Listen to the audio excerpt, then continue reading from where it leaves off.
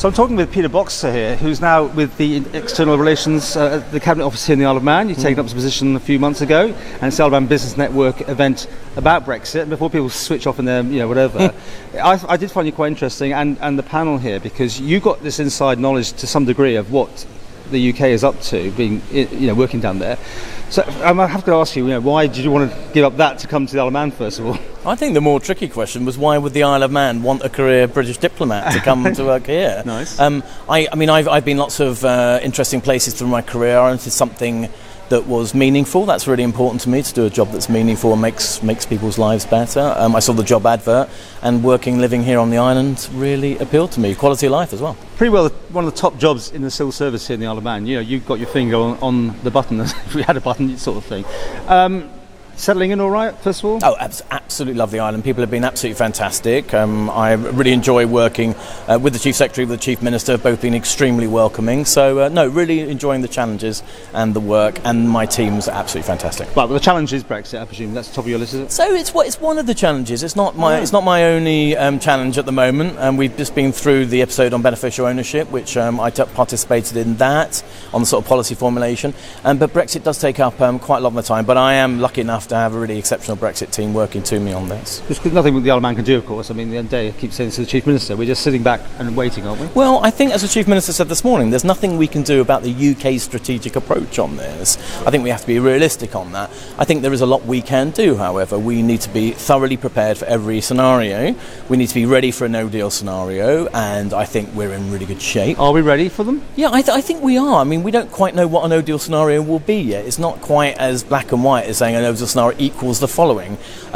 It can be. It can involve a number of different areas. We are as ready as we can be right now, and the team is agile enough to be able to respond to other challenges as they come up. I think we are in good shape. I think also we must be ready for if the UK does enter into negotiations on what's called Phase 2, the future economic relationship with the EU. We need to be ready for that, and we've been working a lot on that recently, just educating the UK, making sure the UK is absolutely clear what is important to the island and what would be impactful to the island. Our access has been unprecedented.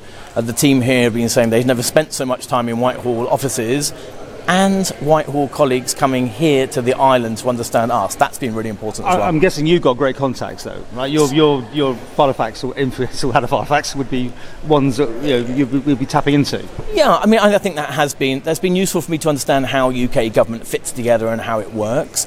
But the work has been done by some really professional colleagues here in the Isle of Man, and plugging into the system in the UK, and me providing some leadership for that. That's what I've been able to bring. But I think it really has been unprecedented level of communication with UK officials on this. They really want to get this right for us. Okay. Well, let's park Brexit then. What else is on your horizon?